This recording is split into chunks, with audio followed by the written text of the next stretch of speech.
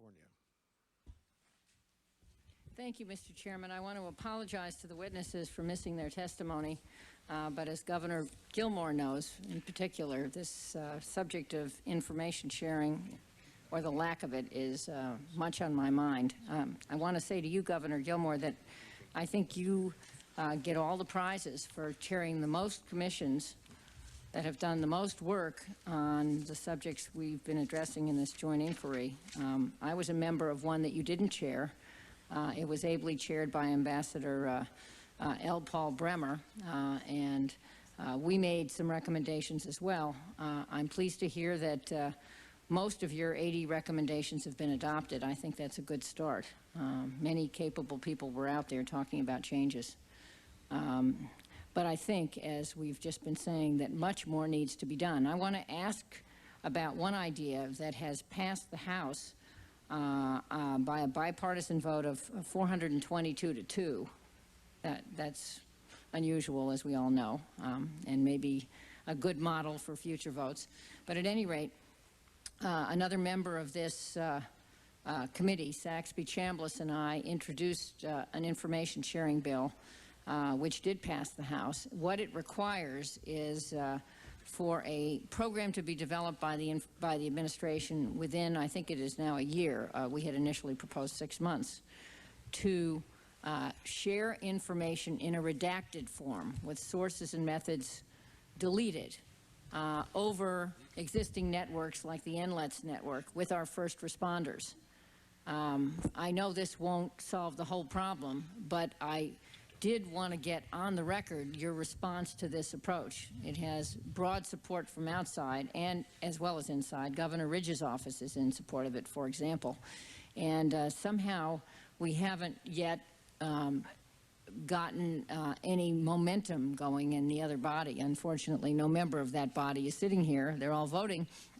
But I still would like to make a record on this subject and would invite you, perhaps you, Governor Gilmore, first, and any others to comment during my 5 minutes. And by the way, I wish you good luck in your new law practice. Oh, thank you, Congresswoman Harman, and thank you for your leadership on this. Congresswoman and I have been working together on these issues for several years now, and we appreciate your leadership.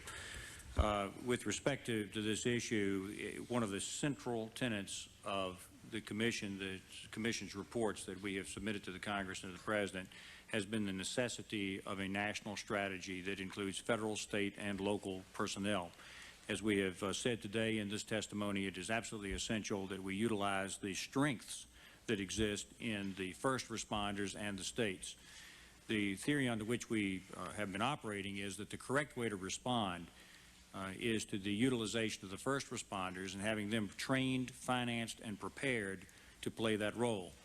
Under a state plan and with the support of state organizations, particularly with the emergency operations centers established in the states, which is a model we see all the time. It works on floods, disasters of all different measures, and it works very well, usually in partnership with FEMA, a lead federal civilian agency. And with all of this, that this is a good response. With respect to prevention, you cannot prevent without the sharing of information. Congresswoman, if your system could go into place to at least begin to put some structure into place, which would begin to get information into the hands of the first responders and into the states that organize and manage the overall state responses, that would be a tremendous asset. And then from there, we could always find ways to refine as we went along. But first, this would be a great leadership if it could be established. Well, I thank you. I think I'd love to hear from you, Admiral, sure. About your comments. I love this. This hearing's getting better for me. I'll promote you to anything you want if you can solve this problem. I know. No, we would be very much in favor of what you just proposed. Very frankly, we hear so much discussion of sources and methods and the protection of this. If the information coming was overheard in a coffee shop in Turkey or from a paid informant in London, it's of no importance to me. We just need the information. We charge with protecting our cities, and right now we're not getting any information to do so, and it has not gotten any better a year later. And if this would get information to our hands and get it in quickly, we certainly would take it in the redacted form. We'd be very much in favor of what you just stated.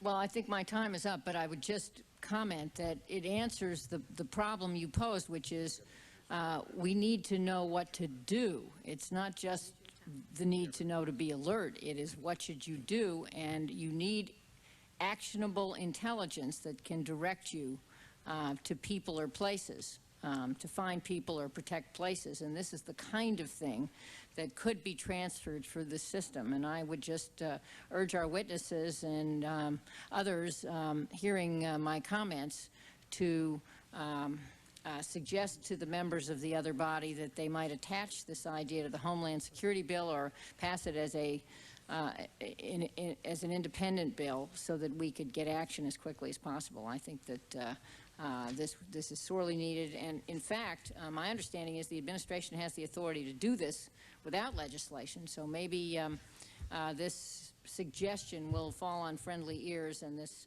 policy will be enacted even without legislation. Thank you all very much. Thank you, Mr. Chairman.